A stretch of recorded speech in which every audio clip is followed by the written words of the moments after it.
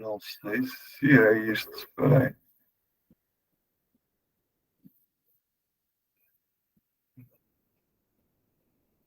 É mesmo uma tolerância, gente, que eu estou tentando entender como é que se faz.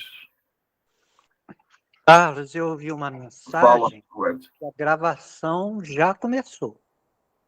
Mas é gravação, mas é gravação, por agora é só gravação no Google, entendes? Só que outro dia eu fiz aqui uma experiência com a minha filha e ela mostrou-me com a maior das simplicidades como é que se punha a gravar na live no YouTube, só que eu já sou velho, meu. Sou de outra geração e coisas que são simples para eles, para mim são meio confusas. Deixa eu ver se eu encontro aqui. Espera aí, acho que encontrei. Encontrei. Deixa eu ver aqui. Encontrei, sim, senhor. Vamos criar aqui o evento no YouTube.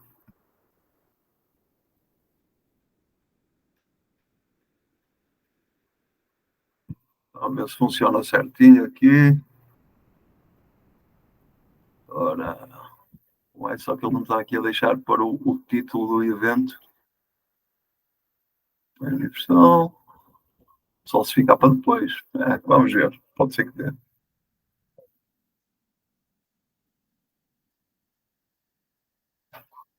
Opa, não sei se vai dar, não. Meio que ele. Ou ainda está, acho que ainda está processando. Vamos esperar aqui um tempinho que eu acho que ele ainda está processando.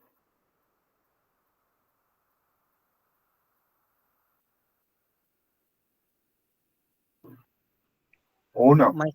Ou já está correndo, cara. Nem consigo entender. Bom, vamos começar. Bem. Tem aqui um aviso. Por causa de um problema técnico, há 2 usuários que serão removidos da reunião, mas depois podem, quando começar a transmissão, podem voltar, tá? E o aviso é para a Vera Dávila e para a Vânia.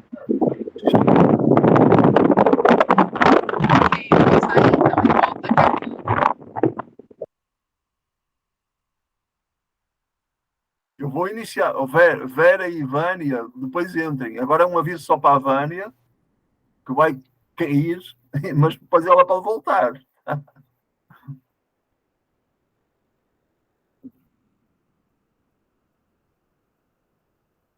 Opa, vou ter que voltar outra vez. Deixa eu ver agora se a coisa funciona.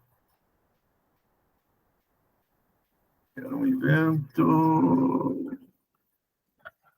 Não é esta aqui.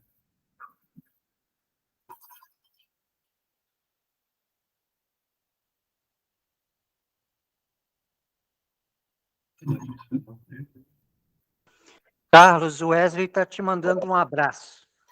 Manda para ele. Manda para ele também um abraço. Deixa eu ver se alguém está pedindo socorro aqui, né? Vânia, tem que dar aqui uma explicada. Tem que dar aqui uma explicada à Vânia. Agora só um pouquinho. Carlos, tudo bem? Tudo bem, Isabela? Tudo. Deixa eu dar aqui a Vânia chamou-me aqui pelo WhatsApp. Um abraço para você. Vânia, quando eu tentei ligar a transmissão pelo YouTube, ele deu um aviso que, por alguma razão técnica, você teria que sair da reunião e poderia voltar logo em seguida. Não sei porquê, não peço a explicar porquê.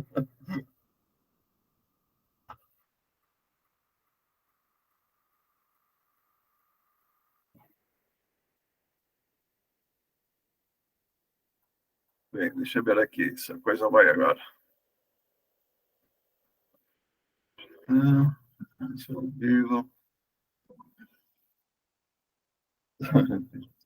Ela já percebeu o recado.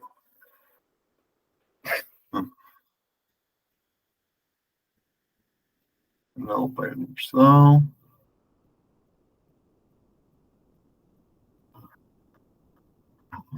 A Vera voltou. Eu falei com ela agora. Vamos ver se ela não vai cair outra vez, quando eu estou aqui a tentar fazer isto. Voltei. Eu voltei para ficar. Porque aqui é meu lugar. Gente, eu acho que não vou insistir aqui na live do YouTube, não. Vou deixar isso para outro momento, senão estou aqui meio perdido. Vamos começar o estudo, senão nunca mais. Gente, é assim, talvez haja aqui pessoas, ou quando eu, de qualquer maneira, o que é que eu vou fazer? Vou ter isto aqui gravado. Como não está na live no YouTube, eu depois vou pegar na gravação e vou fazer o upload para o YouTube, tá? Posteriormente. Então isto aqui vai ser, digamos que vai ser de utilidade pública, não é?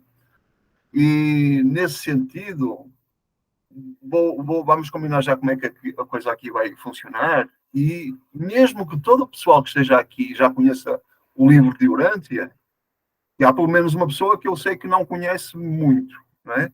O resto eu não sei. Há aqui pessoas que eu não sei até quanto é que conhecem o livro. Nós vamos começar.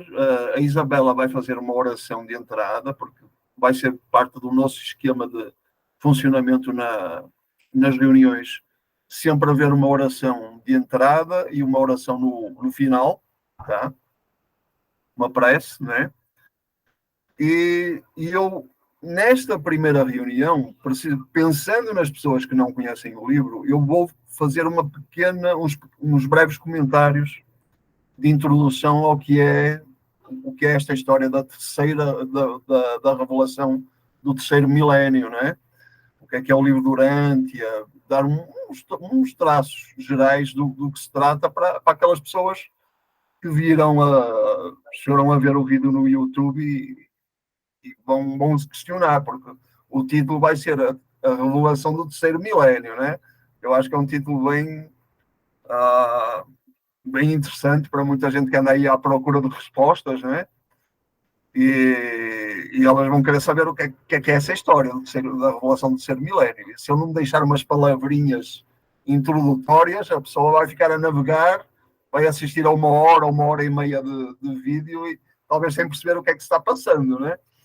Então é isso, vamos começar dessa maneira. A Isabela vai fazer aí a Isabela, deixem-me falar já, a Isabela é a criadora da ideia, a mentora da ideia de nos reunirmos para estudar o livro, né? Ela fez-me o convite, eu aceitei e a partir daí cá estamos nós agora, né? Então é isso. Isabela tem a palavra agora. Eu vou pedir só às pessoas que tenham eu já estou vendo, tem os microfones desligados, ótimo, é essa a ideia, para não haver ecos, né? Eu próprio vou desligar aqui o meu microfone, a Isabela vai falar e depois entro eu, faço uma pequena introdução e a partir daí eu digo como é que vamos organizar o nosso estudo, ok?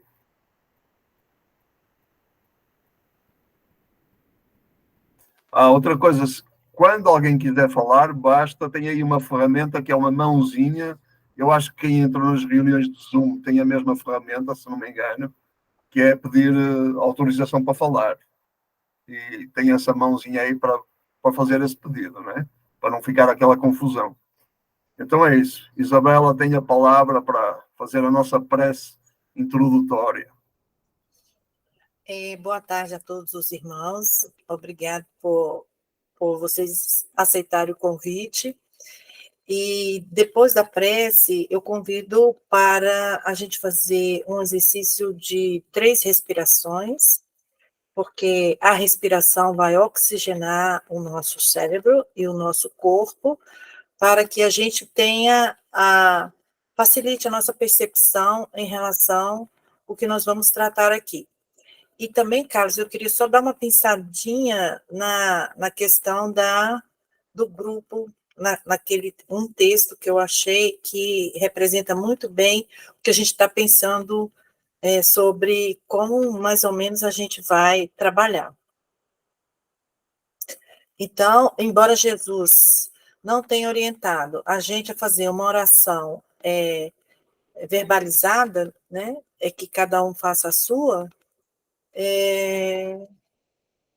nesse momento a gente achou que até foi ideia do Carlos da gente fazer essa oração verbalizada, mas também Jesus não condenou, né, a questão de fazer essa oração verbalizada.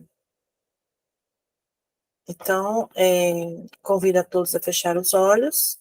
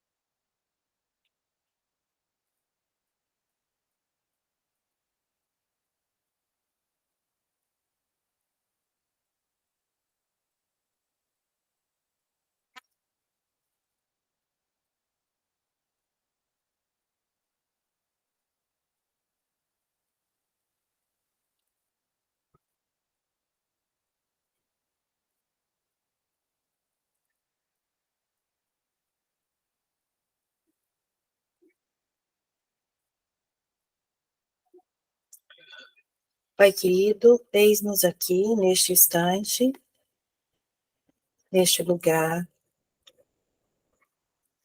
para te conhecer em espírito e em verdade. Nos guie, Senhor, pelo teu caminho, pelas tuas veredas, para que nós tenhamos condições de te ver na nossa condição.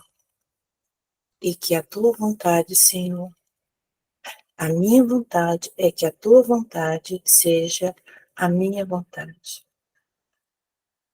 Nos oriente, Senhor, com a tua sabedoria, para que possamos executá-las conforme a tua vontade, Senhor. Agradecemos por tudo, Senhor. Seja conosco na entrada, na permanência e na saída, Senhor, desses estudos. Deus seja louvado. Amém.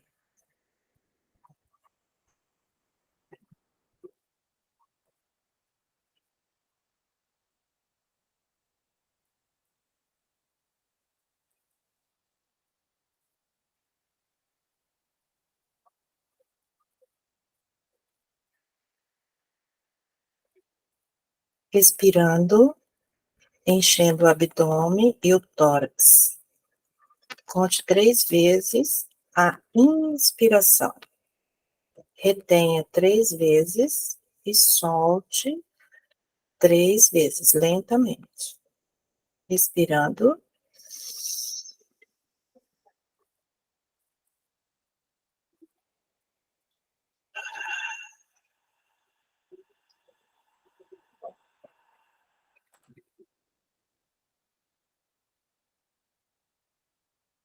A coluna reta.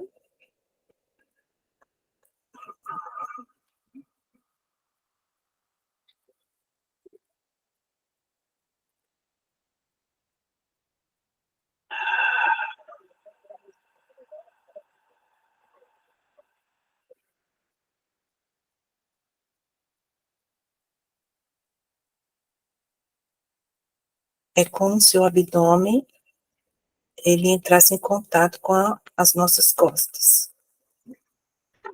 Quando a gente solta o ar. Última respiração.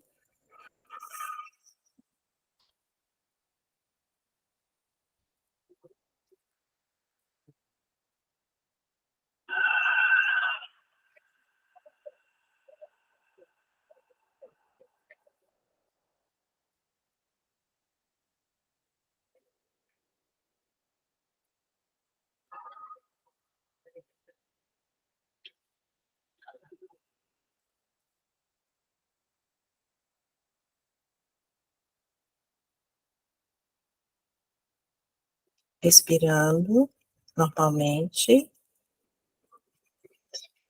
Abrindo os olhos.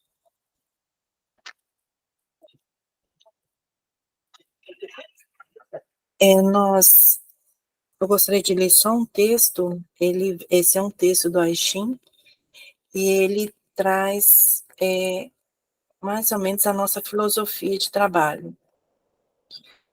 É assim o texto. Aqui o que se quer é a união com os outros, de modo que aqui, graças a um espírito de solidariedade, possa haver uma complementação e ajuda entre todos. Uma tal união requer uma figura central em torno da qual as pessoas se congreguem. Essa figura central, para nós, é o livro, é o saber, é o conhecimento de Urântia. Tornar-se um centro de influência, unindo as pessoas, é uma tarefa grave e de pesadas responsabilidades. Requer grandeza interior, firmeza e força. Assim sendo, quem deseja unir os outros em torno de si deve, antes, se perguntar se está à altura de um tal encargo. Aquele que tentasse realizar uma tal tarefa sem possuir uma verdadeira vocação provocaria uma confusão ainda maior do que o que não tiver havido união alguma.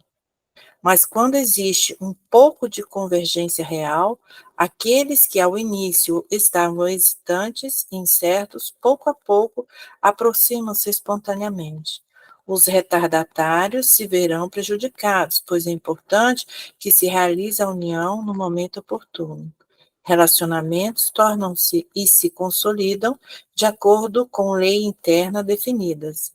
Vivências compartilhadas fortalecem esses vínculos. Aquele que chega tarde demais, deixando, por isso, de participar dessas experiências básicas, terá de sofrer as consequências de seu atraso, encontrando a porta fechada. Se um homem reconhece a necessidade da união, mas não encontra em si mesmo a força suficiente para ser o centro, é então o seu dever tornar-se membro de alguma outra comunidade. Então, nós estamos aqui a serviço do universo. Nós não sabemos como que vai ser esse estudo, nós temos um planejamento, uma proposta, mas o grupo, à medida que for sentindo no seu coração, vamos construindo aqui esse saber, né? O que vai vir. Nós não sabemos o que vai vir, a nossa intenção é estudar o livro capa a capa. Já foi dito que no primeiro domingo nós vamos estudar capa a capa, e de 15 em 15 dias nós temos aí um tema que o grupo sentir necessidade de explorar mais a miúde. Então, mas aí depois eu acho que o Carlos vai explicar isso mais tarde, e aí nesse tema, né, aí a pessoa responsável, pode ser qualquer um, mas eu não conheço o livro de Urântia. Sim, vai conhecer fazendo a sua pesquisa, a sua proposta, a sua apresentação, enfim. Então, mas a nossa intenção o centro aqui para nós é o livro de Urântia. Então, nós queremos seguir com o nosso coração as orientações e a sabedoria que vier do céu. E o grupo, nós acreditamos nessa união do grupo, nessa força do grupo, que o próprio grupo ele vá se organizando. É isso. Obrigada.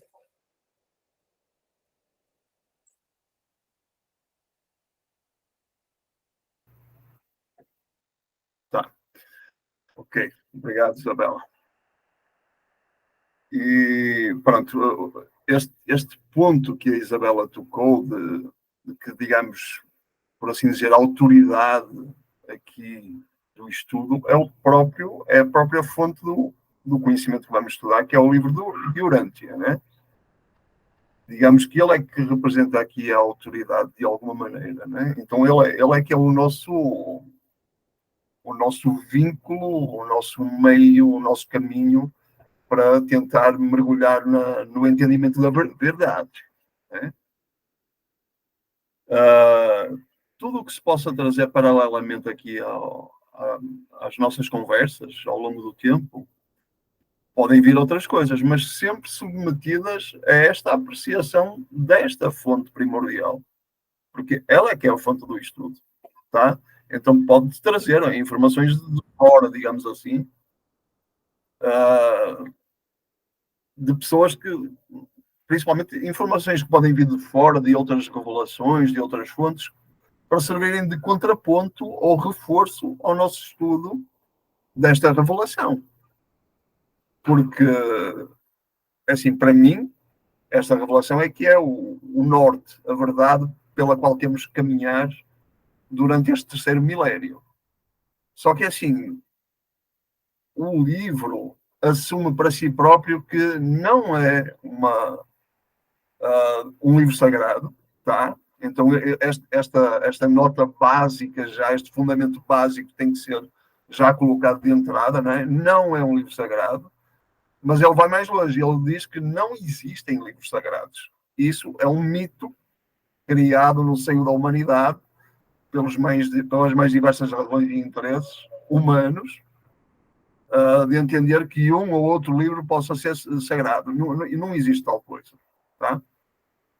As únicas coisas sagradas que existem são as pessoas, e principalmente as pessoas divinas, as deidades. Esses sim são sagrados, e a nossa a nossa identidade, também de cada um de nós, de cada ser humano, também é sagrada. É as pessoas que têm de estar sempre acima de tudo no universo. É as pessoas, ok? Então isso que fique claro. Somos sempre mais do que os livros, ok? Agora, o que é que se passa com o livro Durante? Aquilo é um manual de instruções para caminhar cosmicamente, para caminhar, atravessar a vida com um sentido de o que é que estamos a fazer aqui? Por que é que estamos aqui? O livro Durante é isso, a função dele é essa, é dizer da nossa origem e do nosso destino, tá? Então, é essa a questão com o livro Durante. É interessante que quando o livro Durante foi revelado, foi um processo de alguns anos, não é? É um livro enorme, de 2.097 páginas. Foi um processo de alguns anos para revelá-lo, foi um processo de perguntas e respostas. Neste momento, o que temos do livro, não estão lá as perguntas que foram colocadas, mas as perguntas foram colocadas por seres humanos e essas perguntas suscitaram respostas de seres celestiais, ok?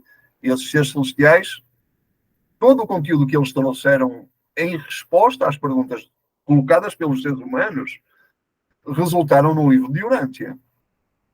Depois, no final, esse produto final foi as pessoas humanas que estavam coordenando todo o processo ao longo desses anos, removeram as perguntas do texto e só ficaram as respostas. E isso é que compõe os 197 documentos do livro de Urântia. Tá? Em relação ao... na verdade, o livro de Urântia são 196 documentos. O número, digamos que o número 197 é o que foi designado chamar-se o número 0. É o documento 0, é o que está no início do livro, e é o que é? É um documento que é simplesmente introdutório e que estabelece algumas definições sobre conceitos que são utilizados pelo livro inteiro. Então, os reveladores deram uma breve introdução sobre o que é que significam esses conceitos, para serem entendíveis ao longo do livro, né? E foi muito interessante quando o livro estava pronto, em 1935, o livro ficou pronto, e tinha os 196 documentos. O documento 0 não existia. E as pessoas, os seres humanos que estavam no processo de trazer essa revelação ao nosso planeta, né? Eles decidiram, que era o Dr. William Sadler, e nomeadamente o filho dele também nesta questão que eu vou contar, né? neste episódio que eu vou contar, e eles decidiram assim, bem, agora temos que publicar esta coisa maravilhosa e incrível que está aqui à nossa disposição, foi trazida dos seres celestiais para os seres humanos no planeta Terra, né? Agora temos que pôr aqui uma introdução para que as pessoas peguem neste livro e entendam minimamente do que é que ele se trata, não é? Isto pensaram eles, o Dr. Sadler e o filho dele. Nesse sentido, o que é que eles fizeram? Puseram-se a escrever uma introdução ao livro de Urântia, tá? E quando eles começaram a escrever a introdução, de repente veio uma comunicação dos seres celestiais, da forma que sempre tinham vindo. Não vou agora aqui entrar nesse assunto, como é que vinham essas comunicações, mas pronto, veio uma comunicação a dizer basicamente isto, era uma frase só, a dizer assim: uma vela não consegue iluminar o sol, tá? Então isto foi o recado para o Dr. William Sadler, para ele desistir de criar uma introdução para o livro Durante, porque ia ser totalmente inadequado, ia ser totalmente insuficiente, despropositado, porque era o ponto de vista de dois seres humanos para uma obra que é divina realmente. Não é um livro sagrado, mas é informação do plano divino, tá? É informação dos planos celestiais, dos planos divinos, para nos ajudar à nossa caminhada agora na Terra e posteriormente no cosmos, quando sairmos desta Terra e formos almas já sem um corpo material. Então é toda uma instrução para essa caminhada, né? então, e assim, nesse processo, enquanto o livro não era publicado, porque o livro foi escrito em até 1935, mas só foi publicado 20 anos depois. Pelo meio meteu-se a Segunda Guerra Mundial, etc. Atrapalhou a questão da publicação do livro. Os próprios responsáveis pela publicação do livro, que eram os Melquisedeques, que governavam o nosso planeta, né? Eles determinaram que não era o momento para ser publicado durante a guerra, tá?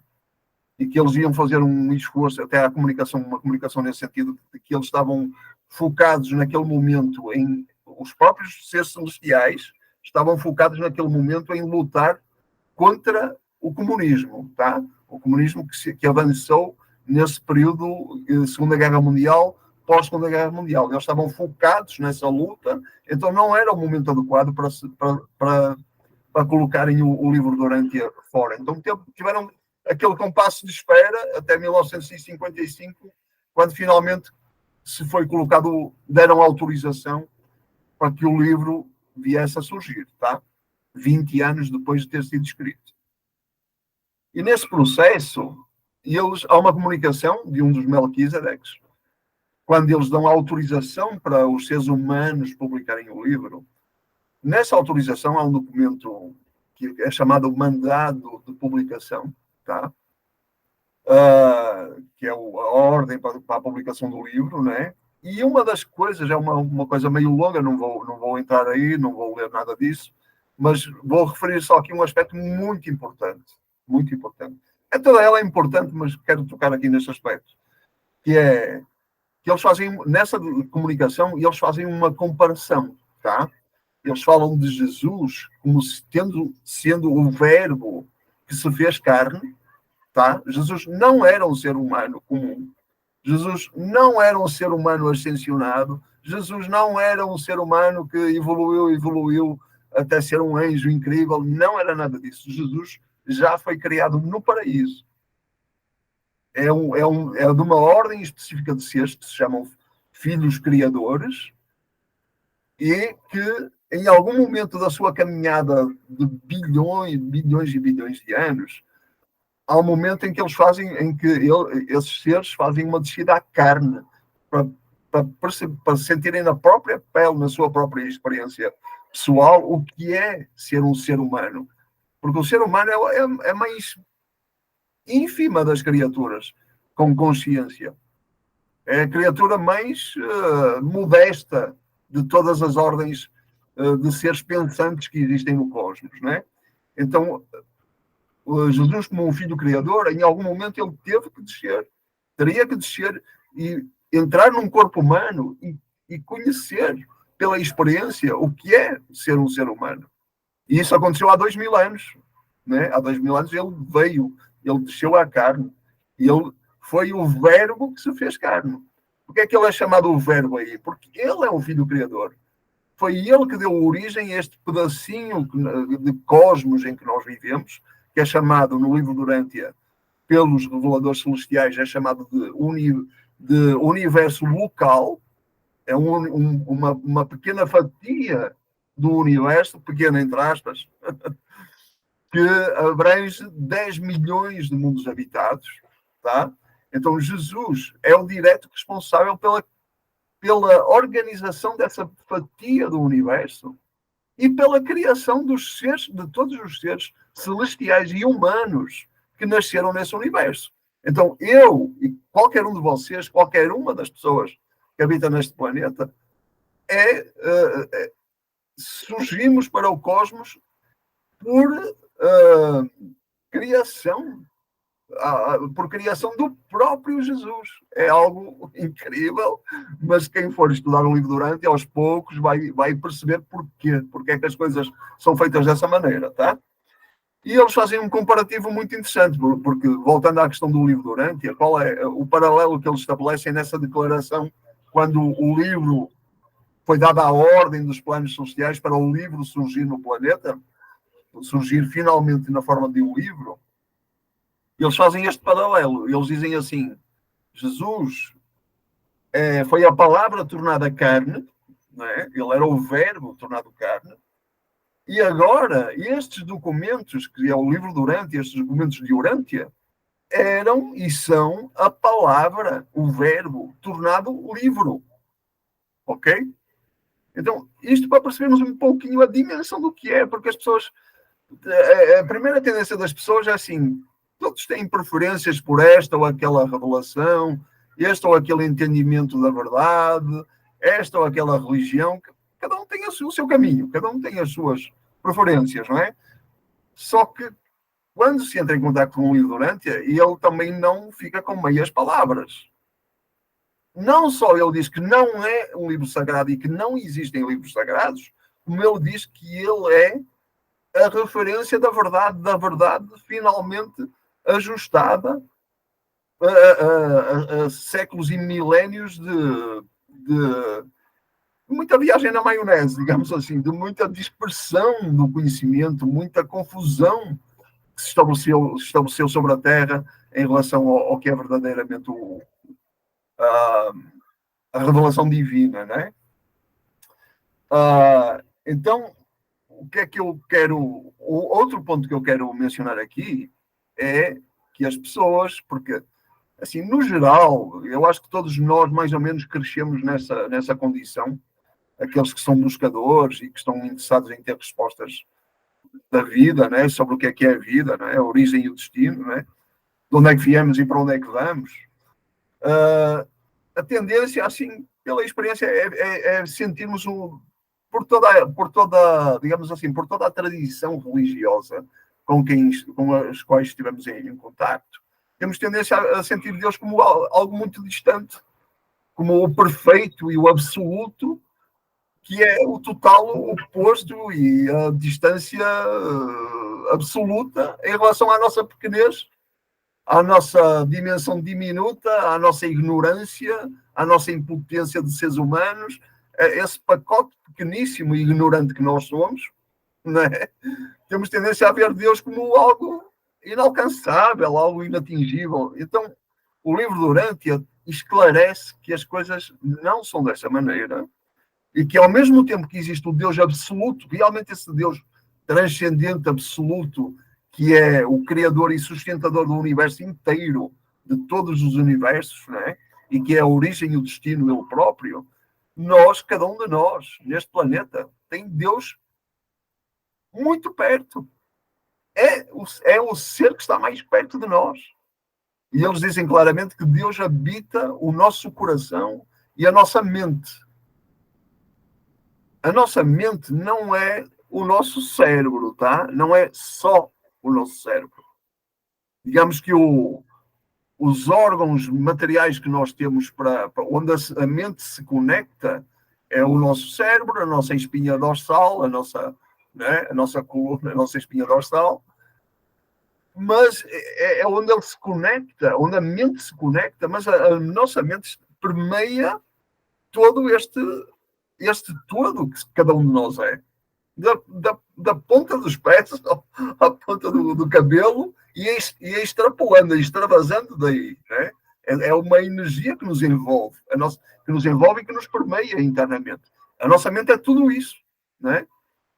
E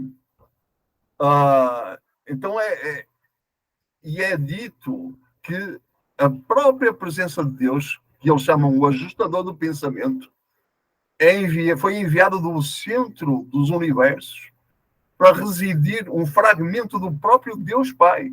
Foi enviado do centro dos universos para residir junto a cada um de nós. E eles dizem onde é que é. Dizem que é aqui, ó. Está aqui. De certa forma, digamos que eu estou tocando Deus neste momento ao pôr as minhas mãos aqui. De certa maneira, não é? Ou seja, ele está aqui junto connosco. Está nos coordenando. Está falando a todo momento connosco. Ele ouve tudo, ele capta tudo o que nós emanamos, o que nós pensamos, o que nós sentimos. Ele vive a nossa experiência. Exatamente, Luciano. A consciência de Deus habita em nós, na presença do Espírito Residente. E esse Espírito Residente é o ajustador de pensamento. Agora, nós é que somos cegos, surdos, e não conseguimos ouvi-lo, a não ser em situações pontuais. Ok? E dependente do nosso crescimento espiritual, nós conseguimos fazer que essa ponte de comunicação, de interação com a presença divina dele aqui, se torne discernível em alguns momentos. Podemos chegar a ouvir a voz dele às vezes. Pode haver situações tão impactantes que de repente ouvimos uma voz e é ele falando connosco. Em algum momento excepcional, maravilhoso, mágico, por assim dizer, de repente captamos a voz dele. Pode acontecer.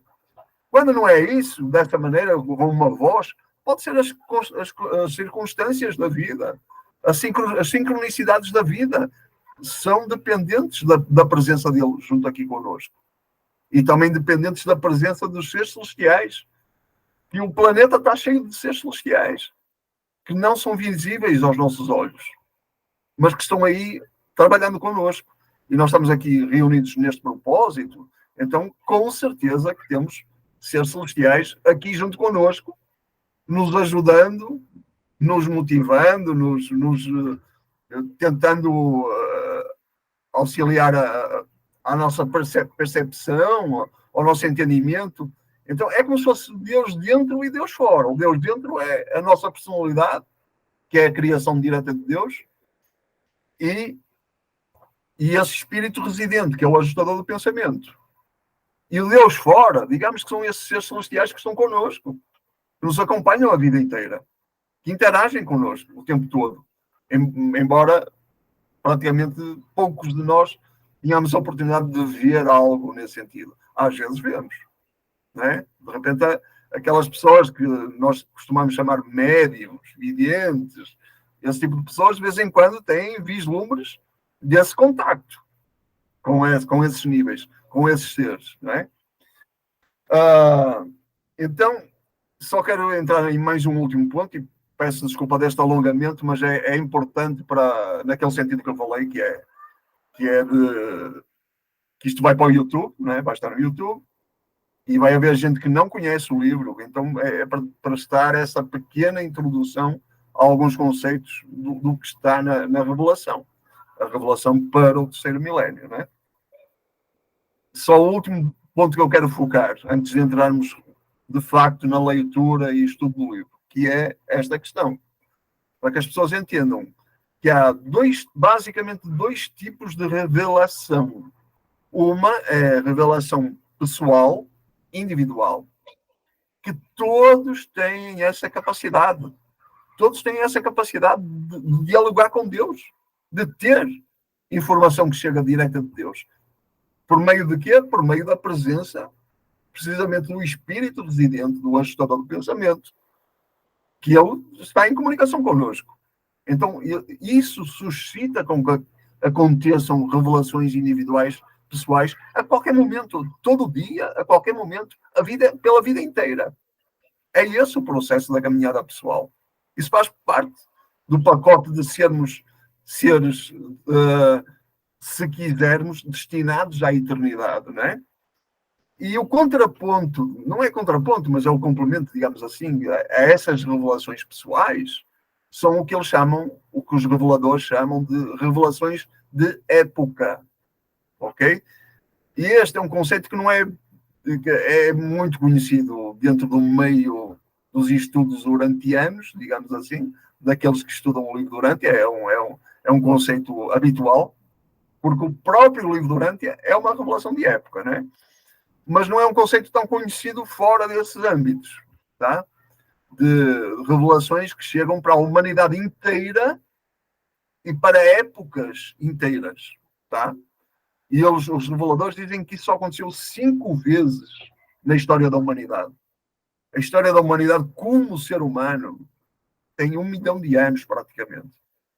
E durante esse 1 milhão de anos só aconteceram 5 revelações de época. Tá? Vocês podem encontrar dezenas e dezenas de religiões. Mas muitas dessas religiões são produtos de revelações pessoais, individuais, que depois tiveram a expressão em algumas culturas, em alguns locais do planeta, etc. Mas são individuais. Essas é o fruto de revelações individuais. As outras, aquelas que são realmente o ajuste fino das revelações divinas são as chamadas revelações de época, que só aconteceram 5 vezes. Eles descrevem, e está tudo lá bem explicadinho no livro, não é? São 5, a primeira aconteceu há meio milhão de anos, foi a vinda do príncipe planetário, tá? Não vou explicar o que é o príncipe planetário, isso vai acontecer lá à frente. Depois aconteceu a segunda revelação de época, aconteceu há cerca de 38 mil anos, mais ou menos. Cerca de 38 mil, se não me engano, acho que é por aí, foi Adão e Eva, que não foram os pais da humanidade, a história é outra, tá? Mas eles vieram há 38 mil anos, vieram de outro ponto do espaço e vieram para aqui, para este planeta, para serem os soberanos deste planeta.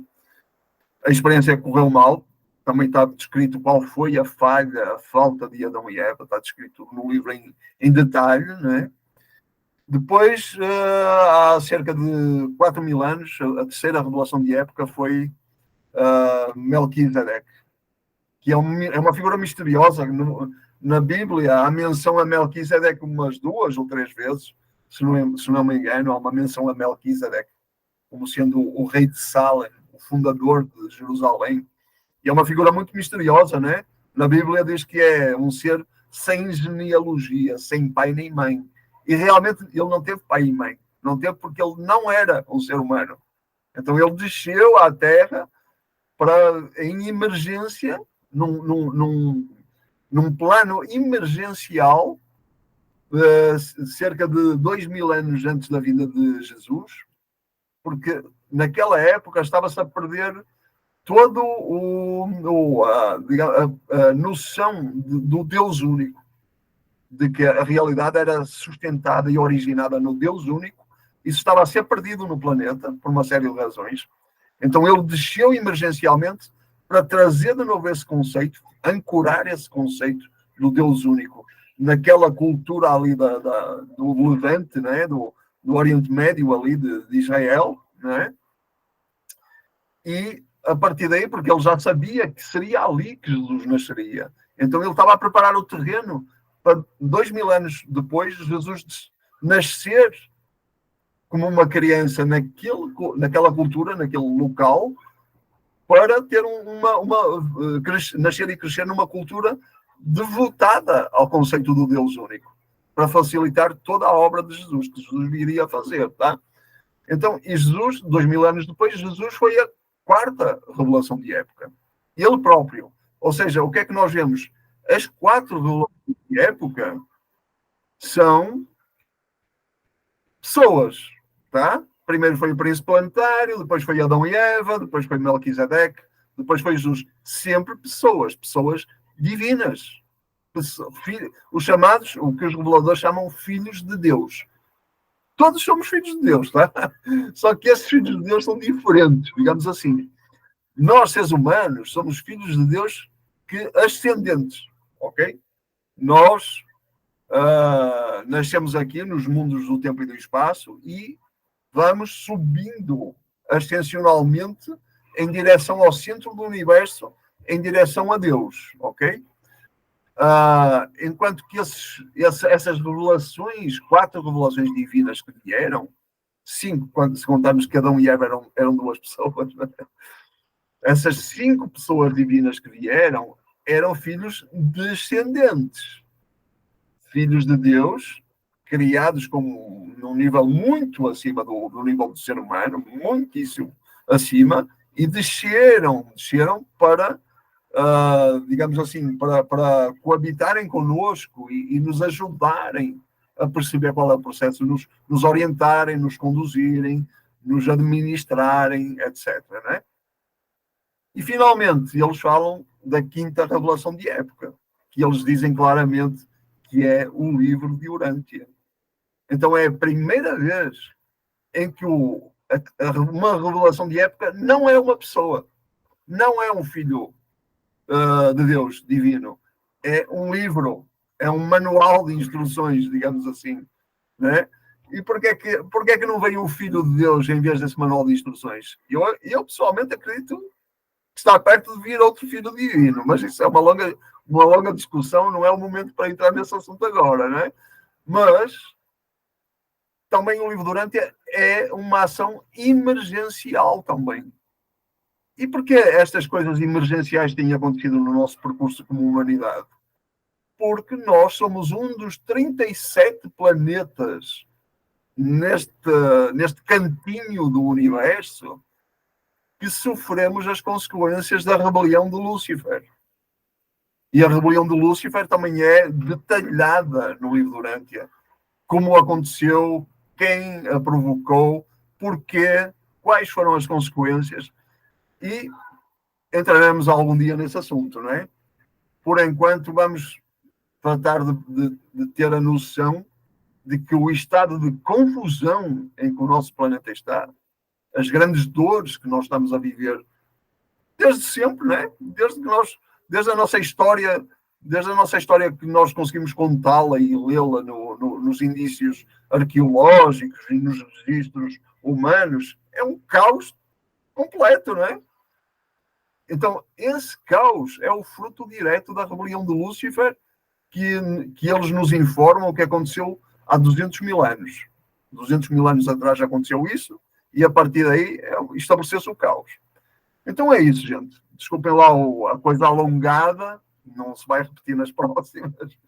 Era só para dar um contexto para esta nossa primeira reunião, para aqueles que vierem e não conhecem o livro, e para perceberem um pouquinho, uma pontinha mínima de onde é que se estão a meter, tá? Há grandes e transcendentes respostas às nossas mais transcendentes perguntas no estudo deste livro, ok? Então, aqueles que são buscadores e que têm coragem de pôr as suas próprias crenças no fogo, nem toda a gente tem essa coragem, e é um processo que nunca é fácil para ninguém, cara. Não é para ninguém, é um processo fácil de pôr as nossas firmes crenças no fogo daquela que supostamente é o ajustamento é tipo assim, gente, vamos lá, vocês já viajaram o suficiente nessas cabeças, vamos lá pôr uma ordem agora nisto e perceber onde é que é a viagem da mente e onde é que é a realidade, vamos lá dar aqui um ajuste fino, tá? Então, é isso que nós temos no Livro Durante. Então, gente, vamos entrar finalmente no livro. E como é que eu gostaria o que eu proponho, que me parece talvez pelo menos uma maneira de começar, podemos mudar o esquema a qualquer momento, de acordo com as propostas de qualquer um que esteja no grupo e que queira dizer, eu entendo que é melhor não fazer dessa maneira, fazer de outra. A qualquer momento podemos mudar. Então quero que vocês sintam essa liberdade de que não há aqui os donos do pedaço. Não. E a introdução da Isabela já trouxe essa ideia. Não é para haver aqui os donos do pedaço. Tem que haver uma ordem, com certeza. Mas o esquema com que vamos começar, a qualquer momento, em qualquer outra reunião, pode ser alterado porque nós entendamos dessa maneira. Não é? Então o que é que eu proponho agora para começarmos? Que me parece para o máximo de pessoas participarem ativamente, não ficarem só passivamente a receber o que é que os outros falam, não é?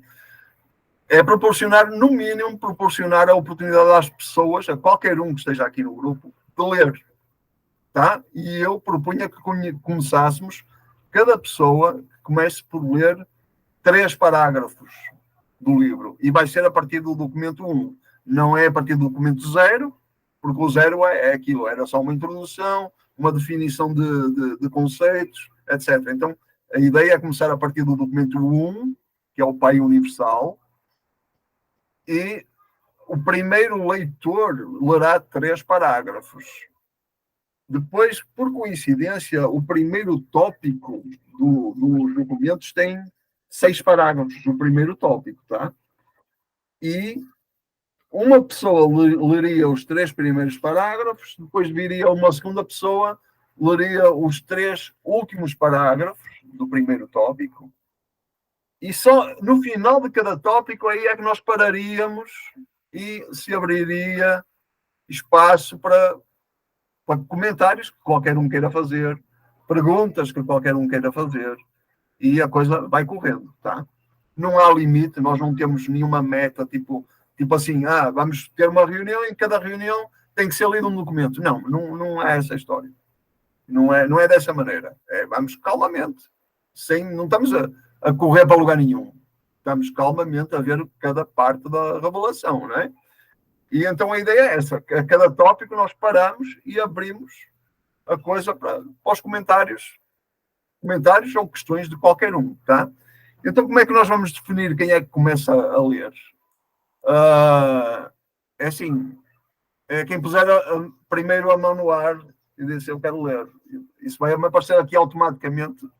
Vai-me aparecer automaticamente quem foi o primeiro, quem foi o segundo, e aí vamos distribuindo, né? Então é isso. O convite está feito. É o documento 1, Pai Universal, os 3 primeiros parágrafos. Quem é que quer ler? Ô, Carlos, seria da introdução do livro? Não é da introdução, é do documento 1, o Pai Universal. Tá? Eu vou pôr aqui, para quem não tem o livro, eu vou pôr aqui o texto aqui. Eu vou pôr o link. Zé Carlos, dá-me só um tempinho aqui para eu pôr o link para... Olha, a Francisca colocou aqui o link, tá? Carlos, é interessante compartilhar o texto enquanto a pessoa vai lendo. Então, eu vou abrir aqui. Exato, Isabela. Eu vou abrir aqui. A Francisca, não sei se vocês estão vendo, que a Francisca tem aqui um chat do lado. A Francisca pôs o acesso, o link ao texto, a esse texto, tá? Ao documento 1, o Pai Universal. E eu vou abrir aqui, vamos lá ver se eu consigo abrir aqui, partilhar a minha tela. Deixa eu ver como é que se faz isso. Atividades. Eu já tinha aprendido, mas já desaprendi. Vamos ver como é que é. Qualquer dia eu vou entender isto, tá? Não estamos com pressa, né, Carlos? Acho que acertei na primeira, gente. Acho que acertei na primeira. Apareceu aí alguma coisa? Ou precisa de um tempinho para aparecer, né?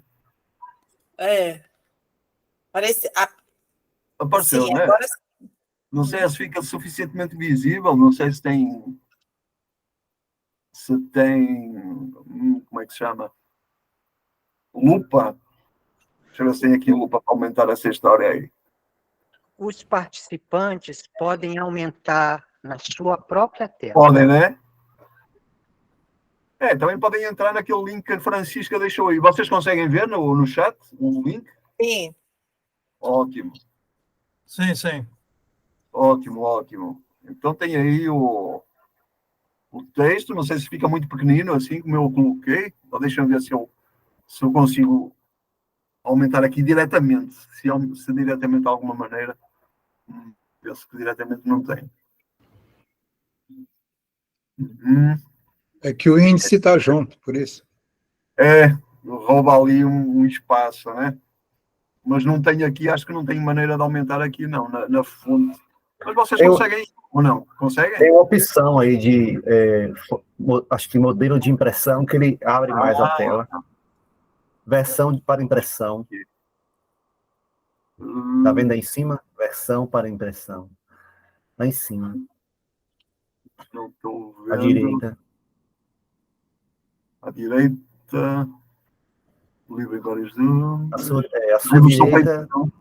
Estou vendo aqui. Mas é o PDF, né? Clica aí que acho que ele vai abrir mais a tela. Estou clicando lá. Ok, mas assim está muito... mas vai dar um mesmo, ficou aqui muito... deixa eu ver se consegue. Não aparece lupa. Também não aparece lupa aqui. Mas agora ficou a página inteira. Mas vocês conseguem pelo link, não conseguem?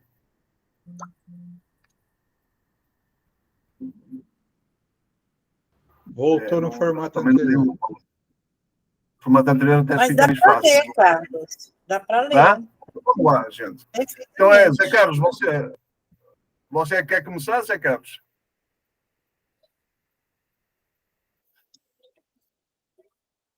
A Jojo levantou a mão. Opa! Abriu a fila, ó. Você perdeu o trem, Zé Carlos. Ó, Pode começar? o seguinte. Eu vou deixar a Jo ler, porque ela é totalmente novata no livro de Urântia, então eu acho que é ótimo alguém que é bem novato começar a leitura, acho ótimo. Então, pode começar, Marjorie. Dá para me escutar? Dá, perfeito. Sim. Está perfeito. Eu vou desligar o É que meu. eu tô com fone. Tá, eu vou desligar o meu microfone e desliguem todos. Bom, parte 1. O universo central e os superuniversos. Documento 1. O Pai Universal. O Pai Universal é o Deus de toda a criação. É a primeira fonte e centro de todas as coisas e todos os seres. Pensai em Deus primeiro como um criador, depois como um controlador e finalmente como um sustentador infinito. A verdade sobre o Pai Universal teve o seu alvorecer para a humanidade quando o profeta disse: Apenas vós sois Deus, não há ninguém além de vós. Criastes os céus e o céu dos céus com todas as suas hostes, e vós os preservais e os controlais pelos filhos de Deus. Os universos foram feitos.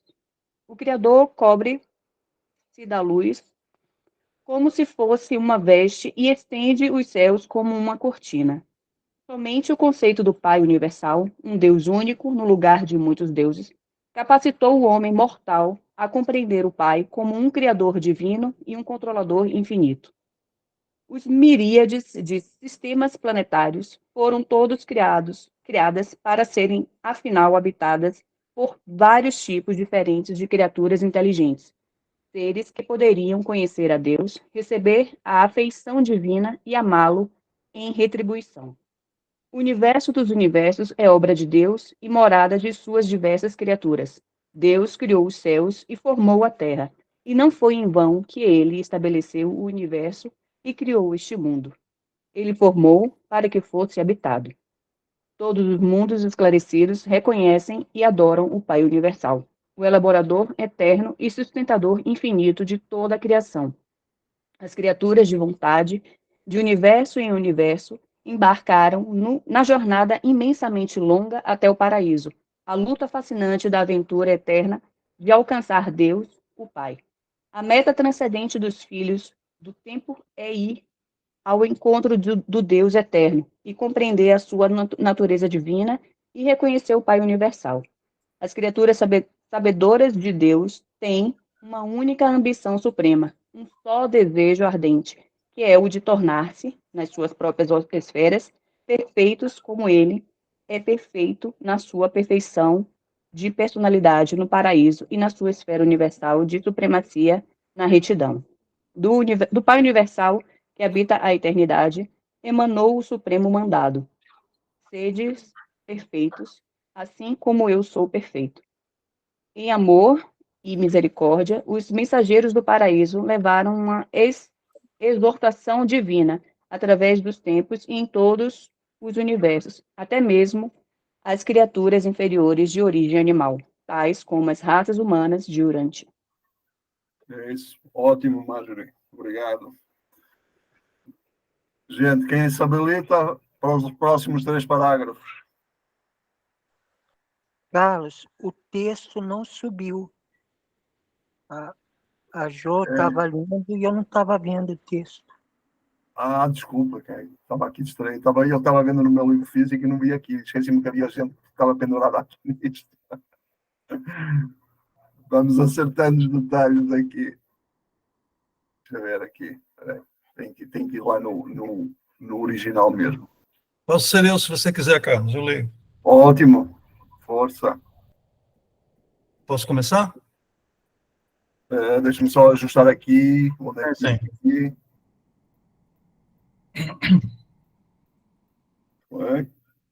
As raças humanas de Urântia, ok.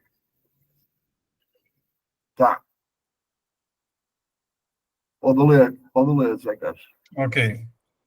Esse mandado, magnífico e universal, de esforçar-se para atingir a perfeição da divindade é o primeiro dever e deveria ser a mais alta ambição de todas as criaturas que batalham nessa criação do Deus da perfeição.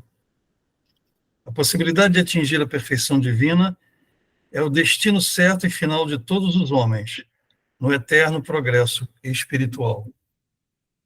Os mortais de Urântia dificilmente podem esperar ser perfeitos, no sentido infinito, mas, para os seres humanos, partindo como fazem deste planeta, é inteiramente possível alcançar a meta superna e divina que o Deus infinito estabeleceu para o homem mortal. E, quando atingirem esse destino, em tudo que diz respeito à autorrealização e ao alcance da mente, eles estarão tão repletos na sua esfera de perfeição divina quanto o próprio Deus o é, no seu âmbito de infinitude e eternidade.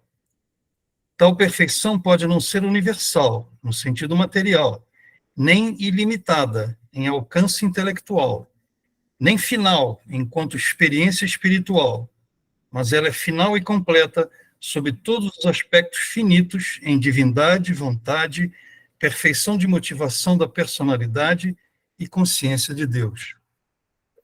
O verdadeiro significado do mandamento divino é este: sede perfeitos, assim como eu sou perfeito.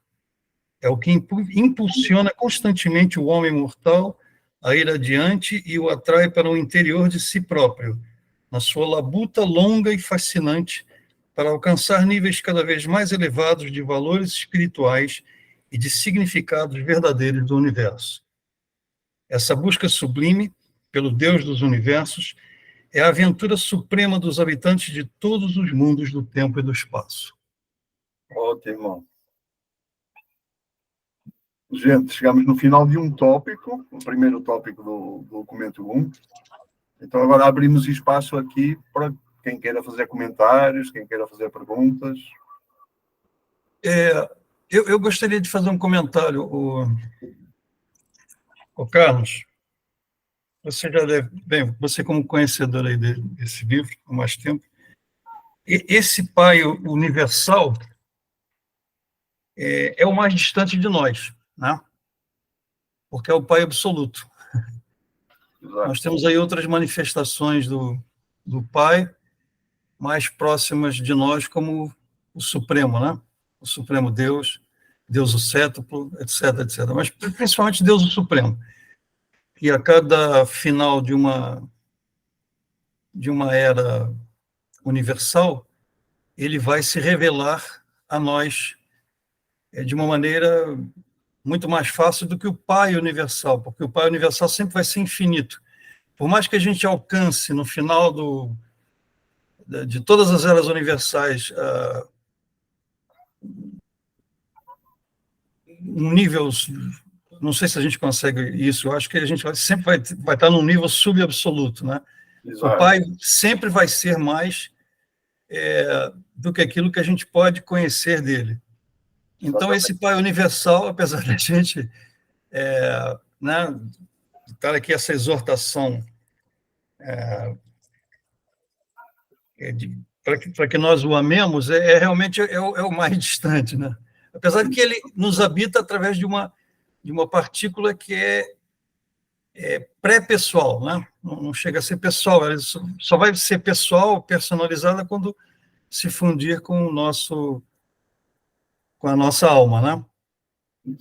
Isso já lá num determinado nível lá, depois da nossa passagem aqui.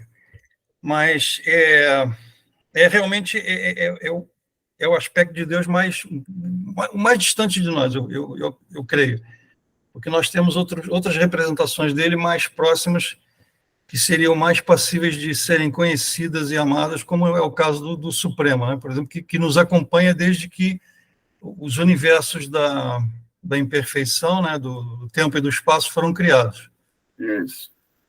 Então, posso comentar aqui um pouquinho, José Carlos? Sim, claro, pode sim. Mas você ia continuar a dizer mais... Não, a ideia seria essa.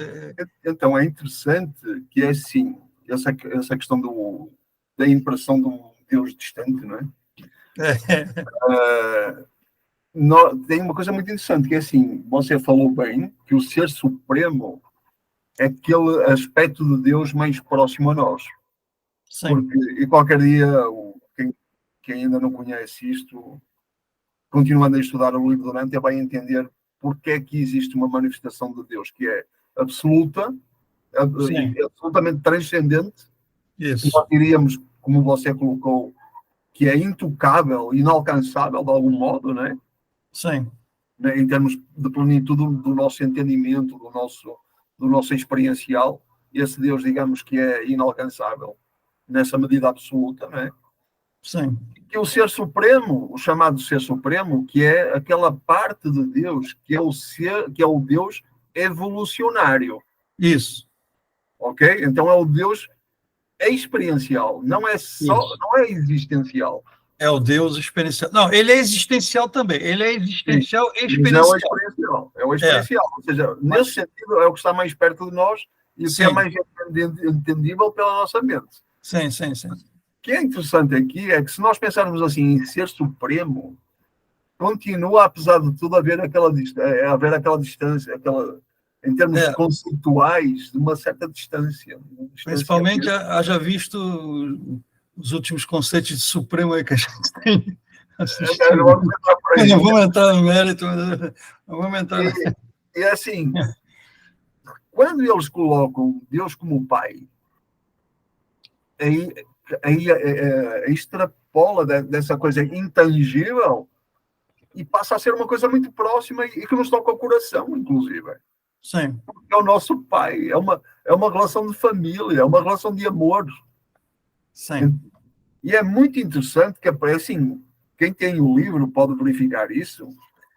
Nós acabamos de ler aí o tópico, não é? E eu vou repetir aqui a primeira frase desse tópico, que é a primeira frase da Revelação, tá? Que é: o Pai Universal é o Deus de toda a criação, é a primeira fonte e Carlos. Diga, Isabel. Você se importa de descer o texto onde você está lendo? Só para tá. Yeah. Tá. Só um momentinho aqui. Opa, tem que ir ao original aqui. Ia tentar mexer na tela, mas não tem que ser no original. Então, o Pai Universal é o Deus de toda a criação, é a primeira fonte e centro de todas as coisas e todos os seres. Esta é a primeira frase, cara. A primeira frase da revelação, tá? E eu agora vou ler, não vou pôr na tela, senão daria muito tempo agora. Sim. Vou ler a Carlos, ele é o Pai de toda a criação, a primeira fonte e centro de todas as coisas, porque ele é basicamente eles estão se referindo aqui ao Deus estático ainda, né? Porque é a partir dele que emana tudo, quer dizer, daqueles absolutos, do absoluto da deidade, da deidade e do absoluto do inqualificado, aí ele vai começar a tirar tudo, né? Os seres. Isso, exatamente. Mas só este detalhe, deixa-me só dizer este detalhe, Zé Carlos, que é muito importante, que é o texto da Revelação começa com essa frase. Sim. Pondo Deus como Pai. E começa o Pai Universal, né? E a última frase da Revelação, no documento 196, a última, diz: quando tudo estiver dito e feito, a ideia de um Pai será ainda o conceito humano mais elevado de Deus. Então eles abrem a Revelação e 2000 páginas depois fecham o texto. Abrem falando de Deus Pai e fecham o texto falando de Deus Pai. Sim. Então aí nós entendemos do que é que se trata a realidade. Qual é a origem e o destino? É Deus Pai. Aí já está tudo dito. Né? Só que pelo meio tem uma eternidade e uma infinidade de coisas que nós temos que aprender. Mas vamos também já absorver este ensinamento, não é? De que é tudo sustentado nesta relação amorosa, uma relação de família. Não é? Lá muito à frente na história dos ensinamentos de Jesus, fala que Jesus, que ele usava o conceito do reino dos céus porque os seres humanos em torno dele quase que lhe pediam que ele ficasse falando desse conceito. Porque, na verdade, o conceito que ele queria falar era da família. Era da família de Deus. Ele não queria usar tanto a ideia do reino dos céus. Ele queria usar a ideia da família. Sim. Esse amor de pessoa para pessoa. Né? Então, é isso que acho que é importante focar já. Né? E os apóstolos não tinham condições de absorver certas coisas. Exatamente. Naquele tempo, não tinha condições. Essa ideia de Deus Pai foi o que levou Jesus para a cruz. Entende? Jesus foi assassinado por causa dessa ideia de que Deus é Pai, é nosso Pai. A tradição, né, a ordem instituída, a autoridade daquele dia, a autoridade do Sinédrio, não aguentaram esse conceito. Foi demais para eles, não é? Sim. Então, não sei se alguém mais quer comentar alguma coisa sobre isso. Tem uma fila de espera, o Carlos. Sim, Isabela. Tem uma fila de espera aí, o Sidney, a Jo e o Roberto. Opa! Jo, tá. Desculpem lá, só agora que estou aprendendo a mexer nisso. Marjorie baixou a mão? É o Sidney. Coloquei só para ler. Sidney. Aí tu puseste a mão para ler, tá, Marjorie? Ok. O Sidney, você quer falar alguma coisa? Sim, eu queria discordar um pouquinho do José Carlos, né? Isso. Porque se eu tenho, e todos nós temos, uma centelha do Pai, por isso que ele é onipresente. Certo? Ele está em todos os lugares. Além dessa centelha divina, tem as criaturas celestiais que habitam aqui, o nosso planeta. Não estão aqui dentro, mas estão em volta. E pela reflexividade, o Pai sabe de tudo isso, que ele não precisaria, né? Sim. Que a sua centelha está em todas as pessoas. Agora, imagina isso multiplicado pelo número de mundos habitados dos 7 superuniversos. Então, realmente, ele sabe de tudo. Ele conhece tudo. Né? E está bem próximo. É só isso. Obrigado. Exatamente. Bem. Roberto, você quer falar, Roberto? Está aqui a mãozinha em cima. Sim, eu gostaria de somar ao que foi dito sobre o adorável Pai Universal. Enquanto você falava, Carlos, eu lembrei que talvez há cerca de 1 ano, 2 anos atrás, você fez uma pesquisa. Você perguntou no Facebook, nos grupos, no livro, qual era o conceito mais importante revelado no livro de Urantia. E depois de perguntar para vários urantianos, e você conhece muitos, você disse que a conclusão era que o livro de Urantia era um esforço para tentar revelar a pessoa maravilhosa de Deus, o Pai Universal. Então, eu queria comentar isso, queria concordar com José Carlos e com Sidney, porque o José Carlos, ele falou que esse Pai infinito, e Jesus confirma isso no livro de Urantia, ele é infinito, e nós nunca vamos conseguir compreendê-lo, porque nós somos finitos. A gente um dia vai conseguir reconhecê-lo, mas compreender o infinito com o nosso ser finito, não. Aí Jesus complementa. O máximo da deidade que a gente vai conseguir compreender é Deus o Supremo, que é chamado, às vezes, de Mãe Universal. E eu quero, agora, antes de falar a minha visão de por que Pai Universal, por que Mãe Universal, falar isso que de coração o Sidney falou. Que, embora a pessoa infinita de Deus, o Pai Universal, a personalização da primeira fonte centro da realidade total, seja infinita, ele envia para residir em nós uma presença viva, que é chamada no livro de Urântia de ajustador do pensamento, que Paul Branton chamava de eu superior, que outros chamam de eu divino, chispa divina.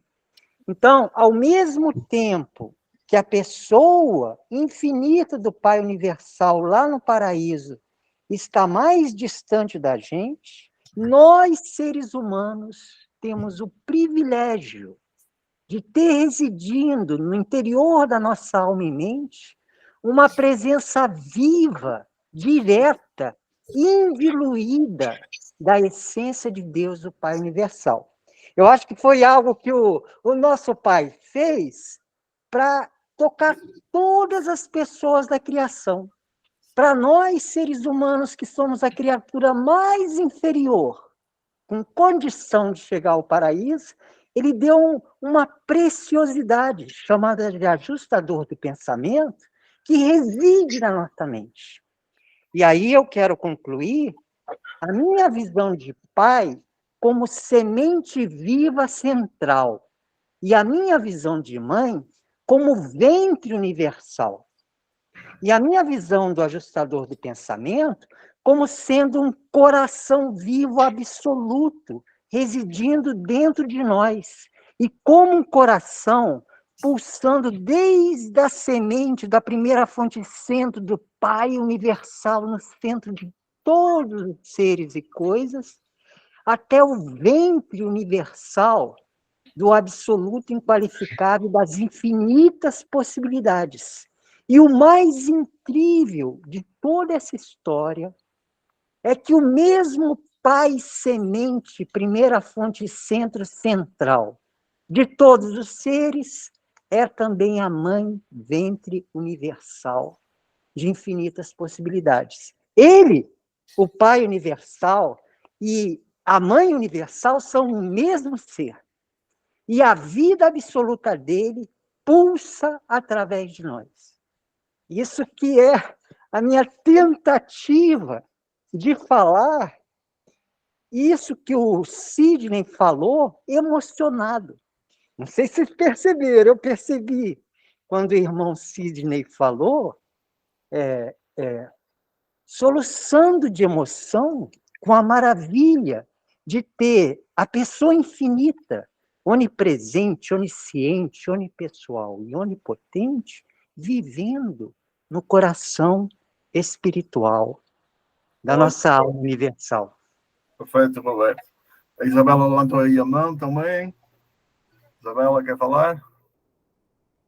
Sim, aqui no primeiro parágrafo ele fala assim, que a primeira fonte e centro do universo nunca revelou a si própria por um nome, apenas pela sua natureza, até porque cada um conhece ele de uma forma, por um nome, né, no universo. Mas essa denominação vem da nossa própria escolha e advém do reconhecimento da nossa relação pessoal com a primeira fonte. Mas o que me chama a atenção é, no segundo parágrafo, os habitantes evolucionários dos mundos do tempo e do espaço, por si mesmos, devem, nos seus corações, reconhecer, amar e voluntariamente adorá-lo. O Criador recusa-se a exercer coação de submissão sobre os livres arbítrios espirituais das suas criaturas materiais. Como é isso? Perfeito, Isabela. Porque assim, é incrível, não é? Porque nós temos junto a nós o espírito, o ajustador de pensamento, né? E é isso mesmo, ele não impõe nada, né? Nós vamos ver outras passagens já à frente no livro que mostra como é que, embora esse ajustador que está aqui connosco, seja Deus, seja o próprio Deus, um fragmento divino, não é? ele sempre se submete à nossa vontade de criatura, à vontade do ser humano inferior. Ou seja, se eu, o ser humano inferior, determinar, eu quero isto, se for contra a vontade do ajustador, o ajustador aceita, submete-se, não se impõe, mesmo estando a ver o erro que eu estou a cometer. Só que ele não vai violar esse meu livre-arbítrio. Eu posso estar a fazer, a cometer um grande erro, mas sou eu, a prerrogativa é minha. Sou eu que estou a escolher isso. E claro que eu vou ter os frutos dessa escolha, né? O que é inevitável, eu sou livre para escolher. Mas o que é inevitável depois é eu recolher os frutos daquilo que eu escolhi. Porque existe uma lei no universo. E Deus não anula essa lei, não é? Então funciona dessa maneira, não é? Agora, assim, ele não se impõe. Ele não me diz assim, eu proíbo-te, Carlos, de fazeres isso. Não, deixa estar. A única coisa que ele faz, como um pai amoroso, vai-me ajudar a enfrentar as consequências da minha escolha, se tiver sido errada, e vai-me orientar para que eu não repita o erro. Né? Vai fazer mais uma tentativa para eu não voltar a fazer o mesmo erro, etc. Né? Então é essa prerrogativa realmente de deixar, essa lei de deixar que cada ser escolha.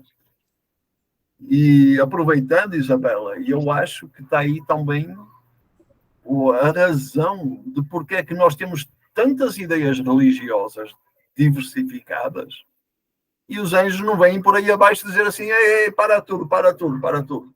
Vocês estão a pensar tudo errado, gente. Não é nada disso. Então eles não fazem isso. Não fazem isso primeiro pelo livre-arbítrio de cada um, a escolha livre de cada um, que é divina essa escolha, e também porque nós precisamos exercitar a nossa capacidade imaginativa. É muito importante exercitarmos. Então nós podemos elaborar erros em cima de erros, mas essa dinâmica está a fazer-nos crescer e amadurecer. Quando escolhemos errado e vamos sofrer as consequências disso, essa experiência traz-nos um crescimento de maturidade. O erro e o acerto, a retificação, toda essa dinâmica nos traz crescimento. Então Deus nunca nos vai impedir de beneficiar dessa dinâmica de crescimento. Nunca. Ele vai deixar a coisa correr, não é? Só nos vai orientar. Não é? Obrigada, Carlos. Continuamos, avançamos. Quem é que quer continuar a leitura? Se não houver mais comentários, claro. Quem é que quer continuar a leitura agora do tópico 1, o nome do pai? 3 parágrafos, deixa eu ver. 1, 2... 3 parágrafos para o próximo leitor. Quem se habilita?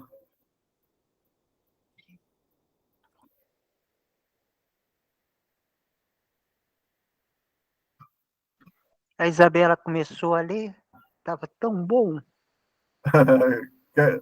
Queres ler, Isabela? Queres tu ler? Ninguém está com vontade de ler? Tá bom. Diz? É o nome do pai, né? É o nome do pai. 3 parágrafos. Leia 3 parágrafos.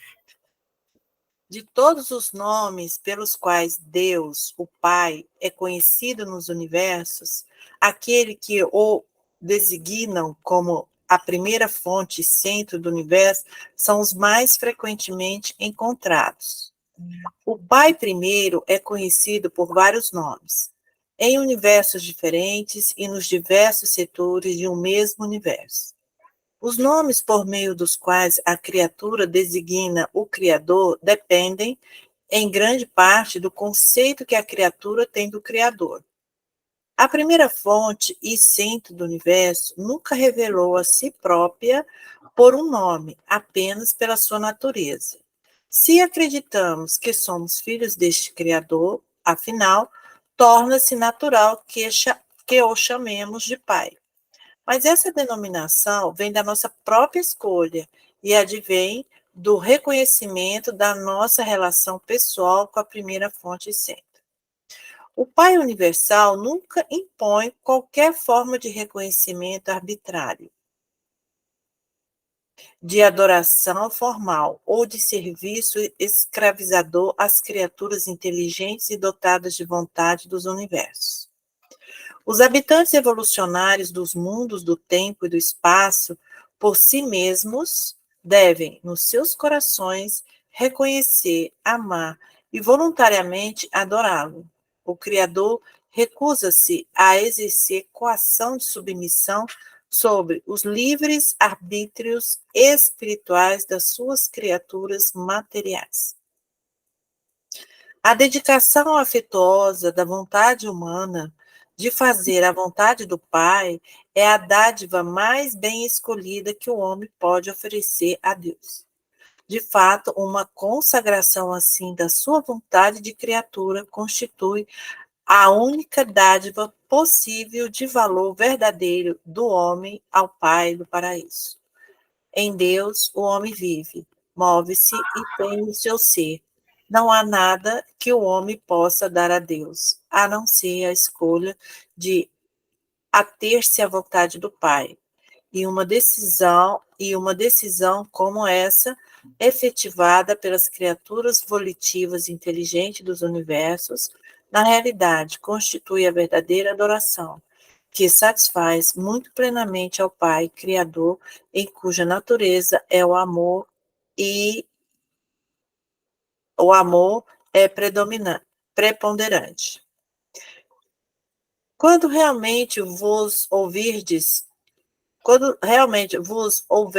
tornado consciente de Deus, após descobrirdes verdadeiramente a majestade do Criador e houverdes experimentado e compreendido a presença do controlador divino que em vós reside, então, segundo o vosso esclarecimento e de acordo com a maneira e o método pelo qual os filhos divinos se revelam a Deus, vós encontrareis um nome para o Pai universal que expresse adequadamente o vosso conceito da primeira grande fonte e centro.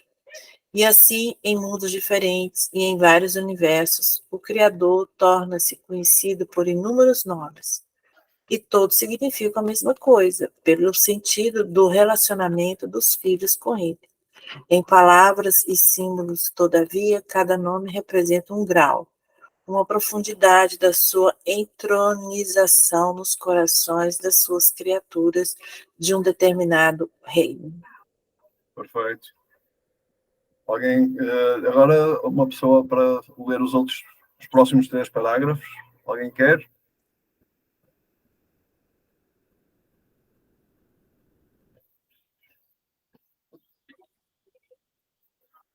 Se ninguém quiser, podes continuar, Isabela. Sim? Ótimo. Eu posso ler, Isabel. Oi! Que linda, Lília! Força! Tudo bom? Bem-vinda! Tudo bom? Então, aonde que está mesmo?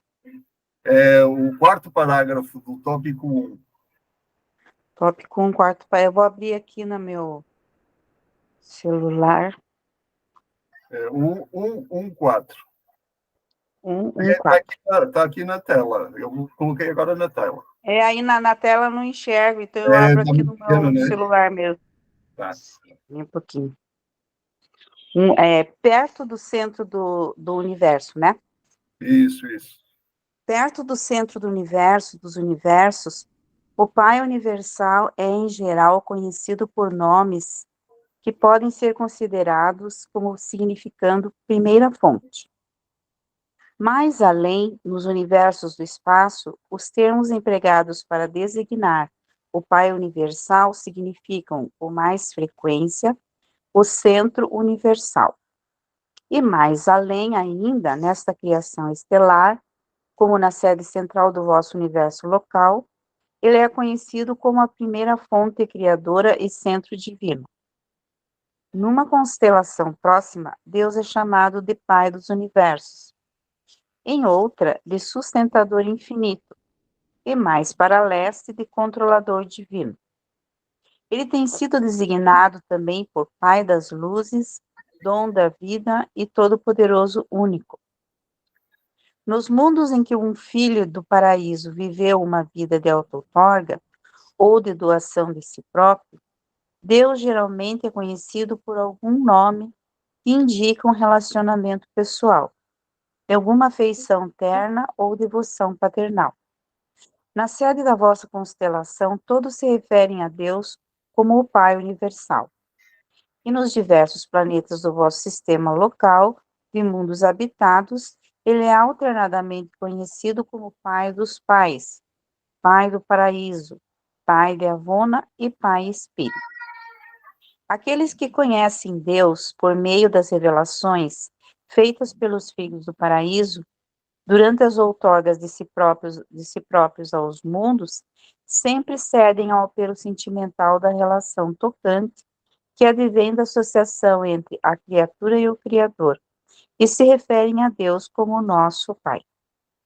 Num planeta de criaturas sexuadas, em um mundo em que os impulsos da emoção parental são inerentes aos corações dos seus seres inteligentes, o termo Pai torna-se um nome muito expressivo e apropriado para o Deus eterno. Ele é mais bem conhecido, mais universalmente reconhecido no vosso planeta Urântia pelo nome de Deus. O nome que lhe é dado é de pouca importância. O que é significativo é conhecê-lo e aspirar a ser como ele. Os vossos profetas de outrora verdadeiramente chamavam-no de Deus eterno e referiam-se a ele como aquele que habita a eternidade. Obrigada. Ótimo, obrigado. Pronto, gente. Alguém quer comentar? Chegamos ao final do tópico 1. Roberto? Quer falar, Roberto? Sim. Olha, ele termina dizendo que os profetas antigos chamavam o adorado Deus aquele que habita na eternidade. Eu convivo com um amigo que é judeu e o rabino. Dentre eles chamam o Eterno. Eles chamam a Deus de o Eterno, exatamente como está aí. Mas o meu comentário é curto. Por que Deus? E eu observei, eu fiz uma pesquisa, em inglês Deus se diz God. E bom se diz good. E quando chamaram Jesus de bom, ele falou, por que você me chama de bom? Você não sabe que o único bom é Deus? Pois bem, em grego, a palavra eu significa bom. Então, eu tenho a minha interpretação. O revelador não estava falando para o português. Mas eu creio que Deus é assim em português porque eu significa bom e Deus é como se fosse divino Zeus, o divino bom de cada ser. Isso que eu queria comentar. É uma relação interessante. Daquelas coincidências, ou talvez não coincidências, né? É interessante. Gente, alguém mais quer comentar alguma coisa? Eu queria destacar.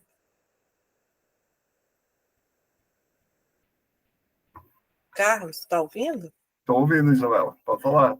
Então, eu queria... o destaque aqui é o que importa, o que é significativo, o que importa para Deus é conhecê-lo e aspirar a ser como ele. Perfeito. E lá no final do parágrafo 3º, você pode ir lá, por favor, ou Carlos? Sério? Deixa aqui. Terceiro, não é? Aí. Opa. Peraí. É aí, final do terceiro. Aí.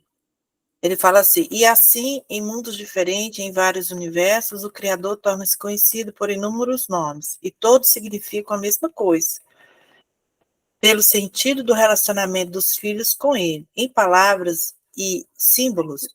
Todavia, cada nome representa um grau, uma profundidade da sua entronização nos corações das suas criaturas de um determinado reino. Me deu a sensação que um pai, imagine um pai com 17 filhos pequenos.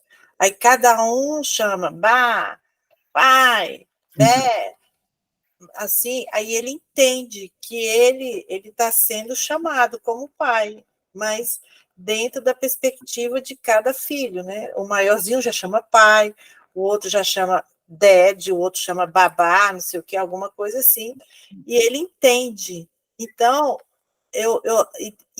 e essa intronização nos corações, quando ele vai expressar o ser humano, parece que os seres, né? Que ele está falando do universo, uma profundidade da sua intronização nos corações das suas criaturas.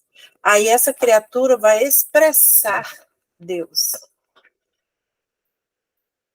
como ele está sendo entronizado no coração dele. Exatamente, perfeito. Então, o nome não interessa, cada um vai dizer A, B, C, papai, alguma coisa assim, mas ele vai sentir, nós vamos vibrar essa intronização no coração. Exatamente, e é esse detalhe interessante, não é? Esse remeter ao coração, à afetividade, né? ao grau de intimidade que se tem com ele, né? Então, eles usarem o coração, eles podiam usar o seu pensamento, não, usaram o coração. Entronizar não é o entronizar no pensamento, é o entronizar no coração, é aquela coisa afetiva, né? É assim, eu depreendo que quanto mais carinho conseguirmos sentir por ele, é quando estamos mais próximos de entender realmente o que é a relação com Deus. E às vezes não passa por um grande entendimento profundo da vida, das suas complexidades, da realidade. É esse carinho, de coração a coração, de pessoa a pessoa, né? Que é o que ele é. Ele é pessoa, né? O Roberto quer falar. Opa. Olha, se o pai é a semente viva no centro, e a mãe é o ventre universal que nos envolve, o filho é o coração. O filho é o coração que expande a semente do pai da vida e contrai o ventre da mãe da vida e contrai nutrindo. Então, não são palavras, como a nossa irmã Isabela falou, é uma vivência da profundidade que a vida absoluta de Deus Pai e Mãe pulsa através de nós. E essa interpretação que o coração é a vida, que o movimento do coração é a vida, e que Deus Pai é a semente que expande dentro do filho coração, e Deus Mãe é o ventre que contrai nutrindo o filho coração, essa interpretação da vida como o movimento de um coração, ela está exatamente assim no documento 112, quando o revelador diz que a vida é um processo que ocorre entre o indivíduo e o ambiente. Qual é o processo da vida? Eu não deixo de pensar no processo da vida como um coração pulsando. Ok.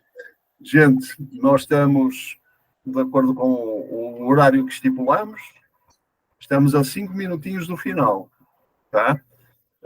Foi muito curta a parte que nós entramos no livro mesmo, porque forçosamente por aquela introdução alongada que eu entendi que se deveria fazer, principalmente para aqueles que não conhecem o livro, né? Mas pronto, vamos continuar no próximo domingo. Vamos continuar no próximo domingo, vai ser o primeiro domingo do próximo mês. Vamos continuar com a leitura, tá? E aí o processo já vai ser mergulhar diretamente na leitura e não ter aqueles preâmbulos todos com que eu ocupei o tempo, né? Vai ser uma coisa mais imediata. Só vou dar aqui a fala ao Sidney, que ele está pedindo para falar, então o Sidney pode falar, por favor. Não, é só uma observação rápida. Quando tiver números, tá? Principalmente se forem números primos, você não deixa o Roberto falar, não, porque dissertação dele leva uns 40 minutos, pelo menos. Vamos falando e vamos ajustando. Eu hoje falei mais que o Roberto, tá? Eu hoje estou ocupando o primeiro lugar. E é isso, gente. Ó, faltam 4 minutos para o finalzinho. Agora eu vou pedir, se alguém mais quiser falar, tiver alguma coisa para falar, pode falar à vontade, não tem problema. Se nos estendermos um pouquinho acima das 5 horas, não é nada de grave, né? Mas se ninguém tiver mais nada para falar, eu vou pedir à Isabela para fazer a oração a prece de encerramento em agradecimento a este momento que para mim foi um ótimo começo e é bom voltar ao convívio aqui dos meus companheiros de caminhada, que eu tenho andado meio muito ocupado com outras coisas, então a minha socialização da revelação não tem acontecido muito, mas pronto, agora abriu-se esta brecha e cá estamos. Eu estou muito satisfeito com isso e agradeço estarem aqui todos juntos. Pode falar, Isabela. Carlos, eu sinto de convidar a quem deseja fechar em oração. Perfeito.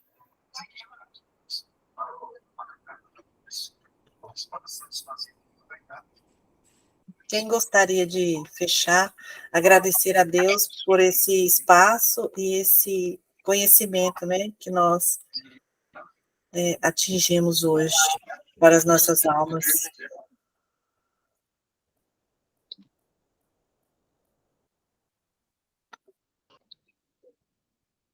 Posso falar, Isabela? Sim, minha linda. Então, eu queria agradecer a oportunidade de participar de mais um grupo.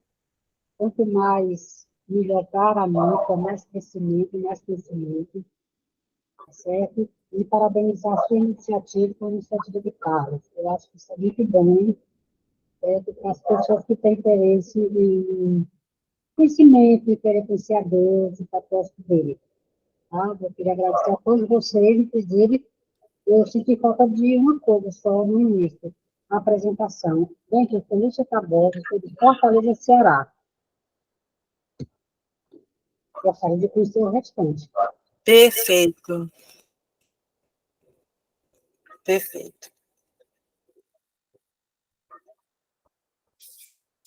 Uma apresentação das pessoas, né, Lúcia? Perfeito. Carlos, Olha, você está sem som.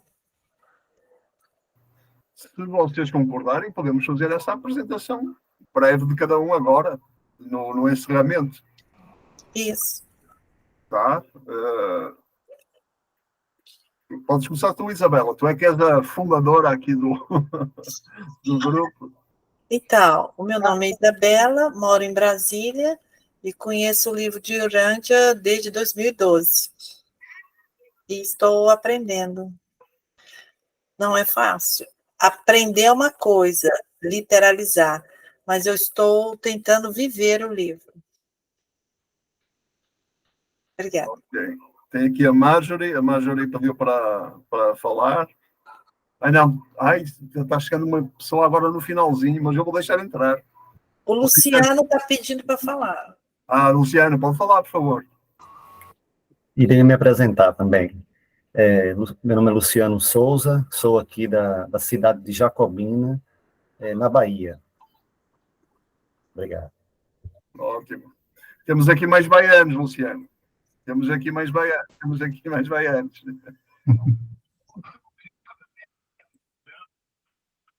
Zé Carlos, quer falar? Não, só parabenizar você pela iniciativa, é sempre bom trocar ideias, né?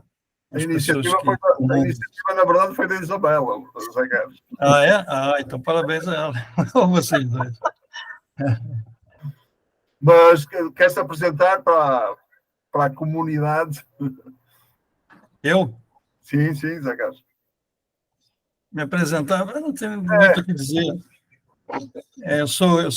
Meu nome é José Carlos Mota, com 2 T's, sou aqui de Nova Iguaçu, um entusiasta já do livro de Urântia desde 2017. Aquele conhecimento que eu intuitivamente procurei por toda uma vida. E essa parte, eu queria só acrescentar aqui uma coisa. Essa primeira parte do livro é uma parte que, para quem não está acostumado com os termos, né, pode ser um pouquinho desestimuladora, né? Mas recentemente eu acabei a tradução de um trabalho que é um desdobramento do estudo do livro de Urântia, do William Sadler Jr., né? Um estudo do universo mestre. E nesse trabalho que ele fez, dá para entender melhor quem é esse Pai Universal, Deus Supremo, Deus Último, o Absoluto, etc. E todos esses conceitos são mais fáceis de entender no trabalho do William Sadler Jr. É uma pena que ele tenha nos deixado tão cedo, né? Porque se ele tivesse vivido mais um pouco, ele teria mastigado melhor certas partes do livro, que parecem um pouquinho mais difíceis de entender, e teria nos presenteado com mais excelentes desdobramentos, com um entendimento melhor. É só isso que eu queria dizer. Eu estou na parte da revisão do texto. Eu sei que parece que já existe aí uma tradução desse trabalho, mas, de qualquer maneira, a minha está saindo. E, brevemente, eu terei ela à disposição aí para quem se interessar. Maravilha, Zé Carlos. Agora, Marjorie está levantando a mão. Pode falar, Marjorie. Gente, eu sou Marjorie, sou de Salvador, moro em Brasília, estou aqui correndo, me arrumando, que já vou sair para uma feira mística. Prazer conhecer vocês. Na próxima oportunidade eu abro a câmera. Um beijo enorme e fui. Beijo, Marjorie. Fica bem. Tchau. Quem mais quer apresentar aí? Só esqueci de dizer que a minha formação é biólogo, né? Eu sou um adorador da vida por condição, né? Naturalista. Então, esses estudos da espiritualidade sempre me acompanharam desde que eu me entendo por gente. Ótimo. Uma linda carreira. Roberto, fala. Meu nome é Roberto, eu moro em Brasília também. Já estive com o Carlos num grupo de estudo, eu conheci o livro de Urântia em 2010. E acho que estivemos juntos aqui em Brasília num grupo, depois com a Isabela, não foi, Isabela? Eu acho que foi o ano de 2014, foi isso? Foi. Então, olha, José, você está traduzindo, eu tenho esse livro em inglês, mas esse livro é muito bom. O William Sadler Jr., ele é chamado o primeiro filósofo, ele é muito respeitado. Sim. Eu quero, assim que estiver pronto, me avisa, tá bom? Não, ele já está pronto, a tradução já está pronta, estou na fase só de revisão, e eu queria colocar um índice nela, que fica mais fácil, às vezes, para você acessar determinados pontos, né, que você quer, às vezes, conversar com uma pessoa ou indicar, porque esse trabalho, que eu saiba, não tem um índice assim, um pouco mais generalizado, mas não é aquele índice minucioso. Eu queria só colocar isso, mas assim que estiver pronto, falta pouco, eu vou disponibilizar esse trabalho aí para todo mundo, não tem problema não. Gratidão. E eu quero dar uma sugestão. Vai ser minha contribuição, a primeira aí para o movimento. Não é primeira, Zé Carlos. Gratidão, José. Carlos, eu quero dar uma sugestão, não sei se isso é viável, mas tem muitos, parece que da Bahia, aqui, no grupo de Urântia de Salvador, eles têm um procedimento, o encontro dura 2 horas, mas depois fica a sala aberta, entendeu? Se vocês quiserem, e eu vou ter que trabalhar, tá? Eu tenho muito trabalho para fazer hoje, mas se vocês quiserem, eu deixo a sala aí aberta, se vocês quiserem continuar. E eu é que tenho muito trabalho para fazer. Eu também tenho que trabalhar, para mim não dá. Ó, Lúcia, tchau, prazer. Obrigado pela presença. Tchau. Às vezes no próximo encontro, né, Carlos? Eu falo por mim, tá? Eu tenho que trabalhar loucamente hoje ainda. Hoje pode ter que suar mesmo ainda. E o Sidney levantou a mão há pouquinho. Não, só ia dizer que meu nome é Sidney, sou de Jundiaí, São Paulo. Ok, ótimo, Sidney. Obrigado.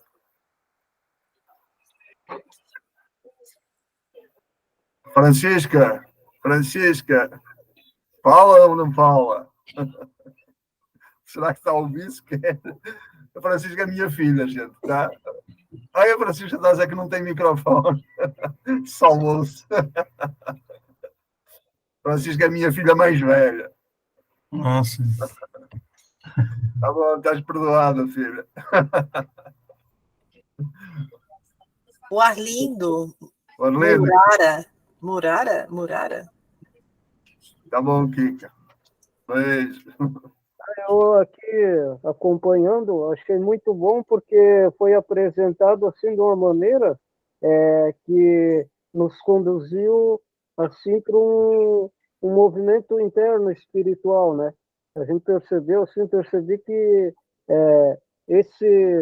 esse trabalho, tudo que foi feito desde o início, foi assim projetado uma coisa assim que dava de sentir que tinha Deus aqui presente, né, com a gente, né? Desde a oração que a Isabela puxou ali, né, para a gente fazer tudo aquele exercício, tudo que foi falado aqui, o Carlos trazendo toda essa apresentação, né, o que é o livro de Urântia, né, explicando que não se trata de um livro sagrado, que nem a Bíblia, né, trouxe todo o contexto que a gente também encontra elementos importantes para nós, leitores do livro de Urântia, se a gente estudar também a história dos documentos de Urântia, né? A maneira que a gente se posiciona, esse trabalho que seres celestiais trouxeram para nós, né? A maneira que a gente tem que se posicionar também, né? Porque o livro de Urântia é como vocês disseram, né? Não é uma pessoa, mas a gente fala tanto no livro de Urântia como se estivesse falando com uma pessoa, né? Como se estivesse falando com o Ser Supremo, com uma deidade diante de nós, né?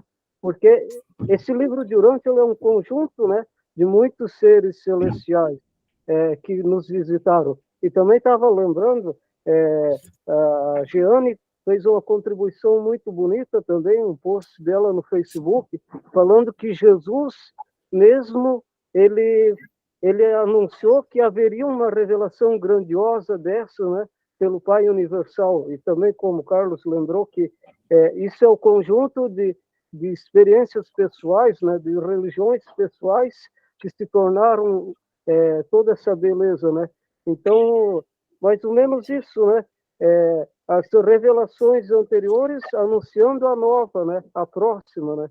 Acho que é isso que agora eu tenho em mente que gostaria de contribuir também. E muito obrigado também pelo que vocês prepararam, porque isso aqui a gente está começando desde o início, né? Esse estudo do livro de Urântia. Isso que é interessante, porque às vezes é difícil, para mim é um pouco difícil de participar, né, nesses grupos semanais de leituras, porque a gente acaba pegando assim já na metade do livro, né? A gente não pega aquele andar. E o livro de Urântia, ele é essa história, né? Do paraíso, lá da eternidade, do Pai Universal, até Urântia, né? Até onde Micael de Nébadon aqui se otorgou pela a sua 7ª outorga, né? Então, é isso que eu tenho no meu contribuir. Muito obrigado por tudo que vocês fizeram aí e que a gente possa prosseguir, né? Possa ficar firme nesse caminho que, com certeza, todas essas potências espirituais estão a nosso favor, estão nos acompanhando e a gente sente, eu consigo sentir essa força espiritual que está ativa, está junto, né? Então, com certeza, isso aqui é um trabalho que envolve também a força divina, né? Que, como foi dito ali, que o livro de Urântia não é sagrado, mas ele tem essa origem divina, né? O verbo que se fez carne, né? O verbo, o Micael, né? Que é o verbo, tudo muito, muito, muito show o que foi trazido aqui. Muito obrigado. Ótimo, obrigado pela presença. Tá faltando o Inconformado e a Lilian. Lilian está aí? Talvez tenha ausentado. O inconformado peregrino só entrou no finalzinho, quando nós já estávamos nas despedidas, né? Não sei se é isso. Bom, aí a gente pode fechar então o coração, Carlos. Tá bom, tá bom. Lembrando que essa oração é aberta a todos. Como é o Tá bom. primeiro, né? A gente está só dando o primeiro passo, mas a todos. O senhor pode escolher qualquer um para fechar e qualquer um para abrir, né? Perfeito, perfeito. Fechando os olhos.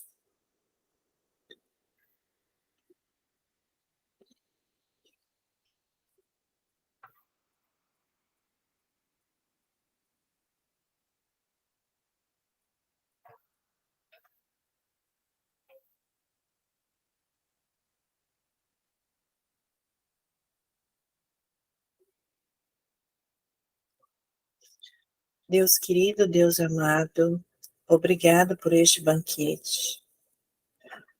Sentimos o seu amor, Senhor, em espírito e em verdade. Que esse, Senhor, alimento dessa semente, o Senhor nos parabenizou hoje, nos ofereceu hoje, Senhor, germine dentro de nós, do nosso coração, e que a gente sinta a sua presença, Senhor, verdadeiramente, e que nós possamos vibrar dentro, Senhor, de nós, ao redor de nós, Senhor, até chegar à primeira fonte centro. Agradecendo, Senhor, por toda a logística, por todos que vieram, por tudo, Senhor, pela condição que nós viemos e como estamos. Agradecemos por tudo. Deus seja louvado. Amém. Amém. Ótimo, gente. Muito obrigado a todos. Oportunamente vou colocar a gravação depois no YouTube. Depois aviso para todos. Obrigado, Carlos. Grande abraço. Grande abraço. Obrigado. Tchau, pessoal. Até a próxima. Boa noite a todos. Boa noite. Gratidão. Boa noite. Boa noite, Lília linda. Boa noite, Lilian. Um abraço. Um abraço.